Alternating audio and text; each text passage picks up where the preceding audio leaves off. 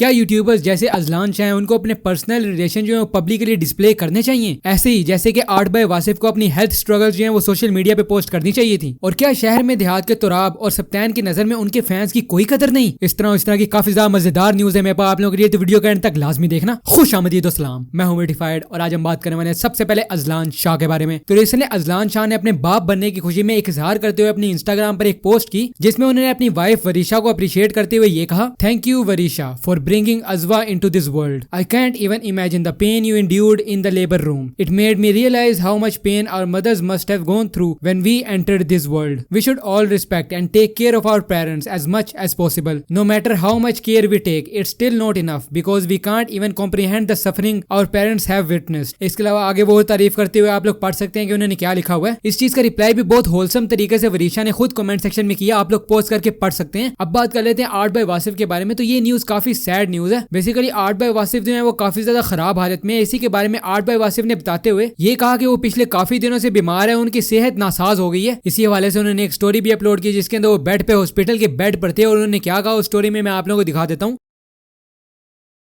अब बात कर लेते हैं आज की सबसे इंटरेस्टिंग न्यूज के बारे में। तो क्या शहर में देहात के तुराब और सप्तान को अपने फैंस की कोई कदर नहीं है? ओके, तो रिसेंटली शहर में देहात ने एक नया व्लॉग शेयर किया जिसका टाइटल ये था, न्यू जू बनवा रहे हैं हम, कांग्रेचुलेशंस। तो उस व्लॉग के अंदर उन्होंने एक खुशखबरी सुनाई कि उन्होंने एक न्यू मिनी जू के लिए 2 प्लॉट बाय कर लिए हैं और तीसरे प्लॉट के लिए कोशिश जारी है, तो वो मालिक से खरीद लेंगे। इसके अलावा व्लॉग के शुरू में वो अपनी ऑडियंस से पूछते हैं कि हमें तीसरे प्लॉट का वेट करना चाहिए या फिर इन्हीं 2 प्लॉट्स में मिनी जू बना लेना चाहिए। और उन्होंने ये भी कहा कि जो ऑडियंस बोलेगी वो वैसे ही करेंगे। लेकिन होता ये है कि उस व्लॉग के तकरीबन आखिरी वक्त में वो खुद ही फैसला कर लेते हैं कि 2 ही प्लॉट हैं, उन्हीं के अंदर बनेगा जू। तो पहले मैं आप लोगों को क्लिप प्ले करके दिखा देता हूँ। एक ये वाला प्लॉट है, एक ये वाला प्लॉट है। अब बताओ हम क्या करें यार, इसी के ऊपर बना लें या वेट मजीद करें?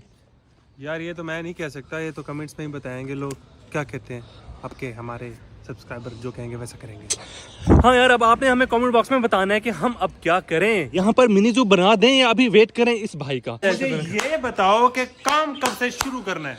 बस 1 से 2 दिन के अंदर अंदर इंशाल्लाह काम शुरू हो जाएगा। नक्शा बनवाएंगे प्रॉपर, उस हिसाब से चलेंगे, ऐसे कबाड़ नहीं मारेंगे जैसे हमारा सफाई तो करवाएं, ईंटें तो मंगवाएं, वो चीजें जरूरी है ना। हाँ, सफाई करवा लेते हैं सिप्तान, सफाई कल करवा लेते हैं। ठीक है, ओके, ठीक है। इंशाल्लाह यार सफाई कल इंशाल्लाह हो जाएगी, उसके बाद फिर मट्टी आएगी, फिर ईंटें आएंगी, फिर ऐसे काम होता जाएगा।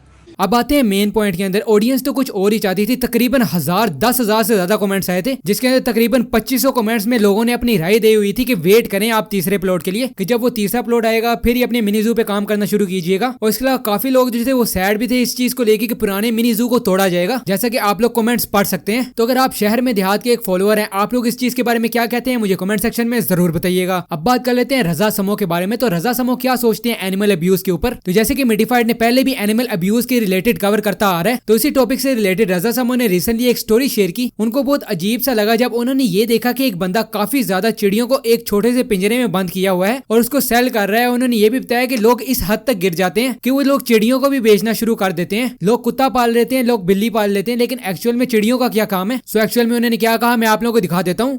यार अभी एक यक्की का बाजा बजा, अजीब सी बात है, मुझे ना बड़ी खून खोल उठा मेरा। असल में हुआ ये कि मैंने देखा एक बंदा जो है, जो चिड़ियाँ नहीं होती स्पैरोज, उनको पकड़ के ना बेच रहा है। अब ये कौन लेगा तुमसे, और ये क्या सीन है? किसी भी चीज को पकड़ के बेचोगे क्या यार? मैं फिर दे देता हूँ एक चीज, पकड़ लो।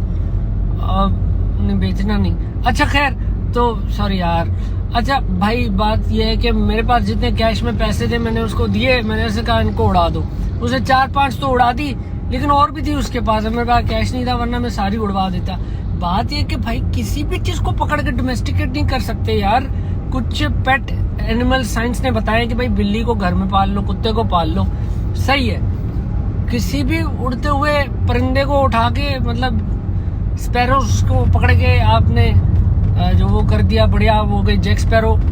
ये क्या बात हुई यार, ये क्या सीन है? अब बात कर लेते हैं क्या मुबीनुल हक ने जिला फूड पॉइंट को ट्रोल किया है। तो यहाँ पर मुबीनुल हक ने थोड़ा बहुत ट्रोल किया है जिला फूड पॉइंट को। तो एक्चुअल में हुआ ये कि रिसेंटली एक न्यूज आई थी कि रिसर्च के मुताबिक लाहौर में रहने वाला शख्स की 7 साल उम्र जो है वो कम हो जाती है। मतलब कि उनको अगर बाकी पाकिस्तानियों से कंपेयर किया जाए तो लाहौर में रहने वाला जो है वो 7 साल कम जिंदगी गुजारता है। तो इसी बात पर रिएक्ट करते हुए और ट्रोल करते हुए मुबीनुल हक अपने ट्विटर पे ये ट्वीट करते हैं, बिकॉज ऑफ जिला फूड पॉइंट। अब बात कर लेते हैं वक्कार जगह के बारे में। तो वक्कार जगह ने क्या डायरेक्टली पोक किया अहमद अली भट्ट को। ओके, तो काफी दिन पहले अहमद अली भट्ट ने एक पॉडकास्ट अपलोड किया जिसके अंदर फहद मुस्तफा के साथ मिलकर लोगों को उन्होंने मिसगाइड किया कि जीतो पाकिस्तान जो है वो फहद मुस्तफा का शो है और ये कि इससे बड़ा गेम शो आज तक पाकिस्तान में कभी भी नहीं आया है। तो इस चीज को कन्फ्रंट करते हुए बकौल वकार ज़का कह रहे थे कि ये मिसगाइड कर रहे हैं। इसको आगे बढ़ाते हुए उन्होंने ये कहा कि पाकिस्तान में बहुत से टॉप के गेम शो हुए हैं जो कि आमिर लियाकत ने पहले इंट्रोड्यूस करवाए थे, फिर जाके फहद मुस्तफा आया था। और इसके अलावा ये बताया कि और भी बाकी लोगों ने उनको कॉपी करना शुरू किया था और उन्होंने ये कहा कि आप एक्चुअल में उनको क्रेडिट भी नहीं दे सकते। आगे उन्होंने क्या कहा मैं आप लोगों को दिखा देता हूँ। अहमद भट्ट की ये क्लिप मेरी नज़र से गुजरी जिसके अंदर वो फहद मुस्तफ़ा का इंटरव्यू ले रहे हैं। एक उन्होंने बात बोली है तो मैंने कहा यार ये बड़ी गलत बात थी, मेरे लिहाज से बड़ी गलत बात है और इसके ऊपर बात होनी चाहिए। तो माइंड करने की कोई बात नहीं है, ये शायद मिस्टेक हो गई है लेकिन इतनी बड़ी मिस्टेक अहमद अली भट्ट होनी नहीं चाहिए। बिकॉज पॉडकास्ट कर रहे हो यार, सो थोड़ा बहुत तो पता होना चाहिए और क्रेडिट दिया करो।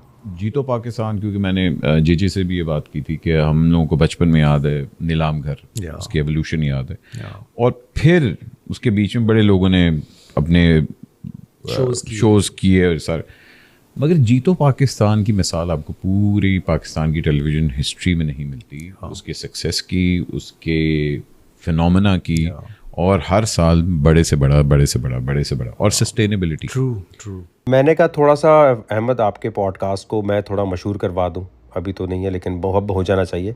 आपने फरमाया कि जी जीतो पाकिस्तान नीलाम घर जो तारिक अजीज़ का शो था उसकी वजह से बड़ा पॉपुलर था और बीच में बड़े शो आए लेकिन ये बड़ा ऊपर हुआ। यार क्रेडिट देना चाहिए। ये शो आमिर लियाकत की क्रिएशन है। नीलाम घर से किसी ने कोई चीज़ कॉपी नहीं की हुई, तारिक अजीज़ को कोई नहीं कॉपी करता। ये जो फॉर्मेट जीतो पाकिस्तान फॉलो करता है ये मरहूम आमिर लियाकत का क्रिएट किया हुआ है और याद रखा जाए कि हमेशा उनको क्रेडिट देना चाहिए। अब बात कर लेते हैं स्पोर्ट्स न्यूज के बारे में। तो रमीज राजा काफी गुस्सा थे पीसीबी पे। तो जैसे कि आप लोग जान चुके होंगे कि पाकिस्तानी क्रिकेट टीम जो है ऑफिशियली वर्ल्ड कप से नॉकआउट हो चुकी है और पाकिस्तानी टीम जो है वतन वापस आ चुकी है। बट बहुत से लोग बाशमूल पीसीबी पाकिस्तानी टीम की बैड परफॉर्मेंस का जिम्मेदार कैप्टन बाबर आजम को ठहरा रहे हैं। अब इस बात को लेकर रमीज राजा काफी ज्यादा एंग्री हो गए थे कि ये सारा कसूर जो है ये पीसीबी का है, हम बाबर आजम पे इल्जाम नहीं लगा सकते। और उन्होंने मजीद कहा कि अब पीसीबी अपनी गलतियां छुपाने के लिए कुछ क्रिकेटर्स का ग्रोह बुला और उल्टा उनसे पूछेगा कि आप बताएं कि क्रिकेट कैसे ठीक करें। एनिमे न्यूज में हमारे पास सबसे पहले आ रही है द माय लव स्टोरी मांगा जो है उसके न्यू चैप्टर आने वाले हैं। इसके अलावा यामागुची कुन इजंट सो बैड अपनी जो पब्लिशिंग है वो स्विच कर रहे हैं, यानी कि कहने का ये मकसद है कि वो हर मंथ के अंदर एक चैप्टर जो है वो एवरी मंथ पोस्ट करेंगे और ये सारा कुछ 2024 में होगा। तो आपके पास हर मंथ कोई ना कोई एक नया चैप्टर पढ़ने को होगा। तो बस अभी मैं इतनी न्यूज थी। अगर आप लोग को वीडियो पसंद आया तो लाइक कर देना। मैं आप लोगों से मिलता हूँ अगली वीडियो में। अल्लाह हाफिज।